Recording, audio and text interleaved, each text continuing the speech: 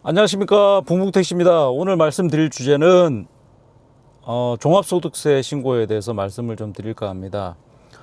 어떤 구독자분이 봉북택시님 그 종합소득세 신고 어떻게 하셨나요? 뭐 세무사 통해 하셨나요? 아니면 직접 하셨나요?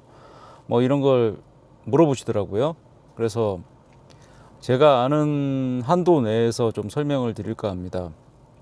제일 간단하게 생각해서 종합소득세라는 게 본인이 번 돈보다 쓴 돈이 많으면 세금을 안 내게 되고, 본인이 번 돈보다 쓴 돈이 별로 없고 이익이 많이 생기면 그 부분에 대해서 세금을 내게 돼 있습니다. 여기서 이제 세무 대행을 해서 이렇게 조합에서 뭐 5만 원을 받고 이렇게 뭐 신고를 대신 해주고 뭐 이렇게를 한다고 하는데, 보통 매출이 높으신 기사님이거나 아니면 개인 택시뿐만 아니고 보통 이제 나이가 다 있으시니까 뭐 임대 뭐 조그만하게 하시는 분들, 아니면은 주식을 하시는 분들, 아니면은 뭐 그냥 부수입이 생겨서 뭐 소득이 신고돼서 지금 개인 택시 하시는 거랑 뭐 합산이 돼서 이제 소득이 조금 높으신 분들은 아무래도 이제 세무사 사무실에 대행을 하는 게 훨씬 더 도움이 되실 겁니다. 보통 저희는 이제 간이가세자이기 때문에 그렇게 뭐 단순 경비율이라고 해가지고 뭐 업종별로 이제 뭐 총괄적으로 그냥 대입을 해서 경비율을 산정해서 그냥 그 부분을 빼주고 나머지 금액을 수입으로 잡는데, 소득으로 잡죠. 근데 택시 외에 다른 소득이 있어서 이제 소득이 어떤 구간을 벗어나게 되면, 뭐 다들 아시겠지만 소득 구간이 뭐 5단계가 있습니다. 첫 번째 단계는 뭐 세금 내는 비율이 8%인가 그러고, 두 번째 단계는 뭐 16%인가 그러고, 세 번째 단계 20 몇 %인가 그렇습니다. 근데 이제 그 단계가 한 단계 올라갈 때마다 거의 10%씩 세금이 늘어나기 때문에 보통은 이제 저희가 경비를 넣을 수 있는 거를 최대한 넣고, 특히 신용카드나 뭐 차량을 운행하면서 쓰는 경비, 비용 이런 거를 이제 종합소득세 신고할 때 증빙을 하게 되는 거죠. 자, 나는 이 돈을 여기다 썼습니다. 그래서 저는 이거밖에 못 벌었습니다. 그 간단하게 생각해서 나는 어느 정도의 금액을 벌었는데 차 타이어 갈고 기름 넣고 뭐 워셔액 갈고 와이퍼 갈고 등등 뭐 이것저것 뭐 병원비 나가고 생활하고 이러는데 돈을 좀 많이 썼습니다. 예를 들어서 제가 10,000원을 벌었는데 9,000원을 썼습니다 를 증명하게 되면 제 소득은 이제 1,000원이 되는 거죠. 그렇듯이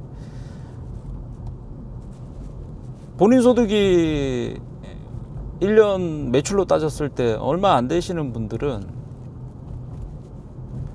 그냥 단순 경비율로 신청을 해가지고 신고를 해도 되는데, 소득이 높으신 분들은 이제 기장을 한다고 합니다. 기장. 뭐 세무사 사무실에서 이제 기장 대행을 하는 거죠. 대신 신고를 해주고, 그렇게 됐을 때 해보신 분들은 아시겠지만 이제 저희가 이건 탈세가 아니고 절세죠, 절세. 저희가 합법적으로 비용을 처리할 수 있는 부분들이 굉장히 많은데 일반 분들은 잘 모르시기 때문에 그 비용을 못 챙기고 그냥 넘어가시는 부분이 많기 때문에 세무사 사무실에 기장 대행을 맡겨서 세무 신고를 하게 되면 뭐 세금을 작게 내니 뭐 환급을 받니 이런 소리가 나오는 겁니다.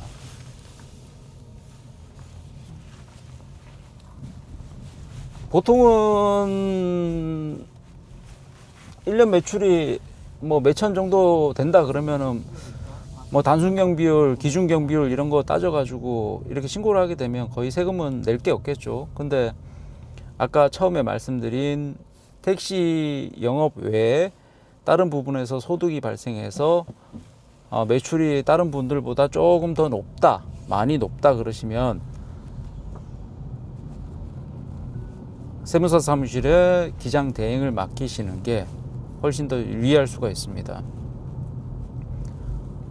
저는 이번에 세무사 사무실에 기장 대행을 맡겨서 세무신고를 했고요. 그리고 그렇게 저는 이번 종합소득세 신고를 끝냈고요. 아마 단순경비율이나 기준경비율로 신고를 하시는 것보다 세무사 사무실을 통해서 정당한 경비를 증빙을 해서 신고를 하시게 되면 훨씬 더 세금을 작게 내시게 될 겁니다. 그리고 여기서 팁을 드리자면 항상 그 본인이 지출하고 있는 내역을 정리를 하셔서 내년을 준비하시는 게 절세를 할 수 있는 방법이지 않을까. 특히 저희가 무신고 쓰는 1,000원, 10,000원, 5,000원 이런 것도 나중에 모이면 큰 돈이 됩니다. 본인이 돈을 얼만큼 썼다는 거를 잘 증빙만 하셔도 내년에 낼 세금을 확 줄일 수도 있고 환급도 받을 수 있습니다.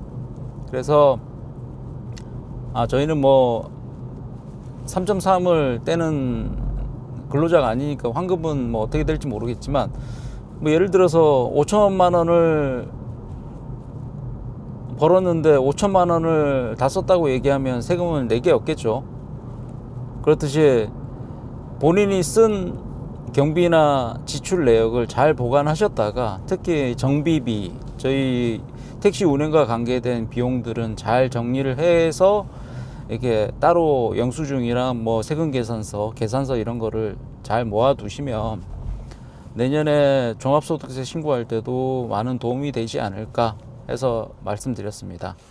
저는 틈틈이 그런 부분에 대해서는 영수증 따로 모아놓는 파일을 만들어서 1년 동안 모아놓고 있고요. 이렇게 이제 내년 5월달이 되면 이제 그 모아놨던 영수증을 세무사 사무실에 갖다 드리면 그거를 정리를 해서 비용 처리를 할 수 있는 부분과 안 되는 부분을 거기서 구분을 해서 신고를 해 주십니다. 저도 그렇게 많이 이렇게 뭐 소득을 내고 많이 버는 사람은 아닌데, 저도 뭐 생계형으로 지금 열심히 하고 있다 보니까 하루에 30만 원 가까이만 해도 한 달 매출이 거의 한 700 정도 됩니다. 700에서 800 정도 왔다 갔다 하죠. 그러면은 1년으로 따지면은 뭐 700만 잡아도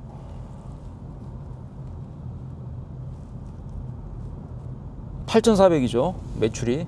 그 8,400에 대해서 이제 종합소득세 신고를 해야 되는데, 까딱 잘못하면 이제 어느 정도 세금이 나오게 됩니다. 그렇기 때문에 좀 매출이 조금 높으신 기사님이나 뭐 다른 업종으로 다른 부분으로 임대 수입이나 부수입이 생기시는, 뭐 투자 수익이나 금융소득이 생기시는 분들은 잘 챙기셨다가 내년 종합소득세 신고도 잘 준비하시면 절세에 도움이 되지 않을까 싶어서 말씀드립니다. 저는 뭐 세무 전문가도 아니고 매년 저도 뭐 이렇게 하세요 저렇게 하세요 이렇게 이제 세무사 사무실에서 얘기를 해줘 가지고 저는 세무 대행을 맡기고 있고, 그러면서 잠깐 들었던 내용들을 이렇게 소개시켜 드리는 겁니다. 자기 매출에 대해서 절세만 잘해도 또 아낄 수가 있고, 또 틈틈이 부지런히 잘 준비한 영수증이 내년 세무신고하는 데 큰 도움이 되니까 참고하시라고 제가 말씀을 좀 드렸습니다. 항상 제 채널 시청해 주시는 구독자 여러분 감사하게 생각하고 있습니다. 이제 5월도 거의 끝나가네요. 이제 더운 여름이 다가오고 있는데 항상 나른한 오후 안전운전 하시고 행복한 하루 보내십시오. 감사합니다. 분부 되셨습니다.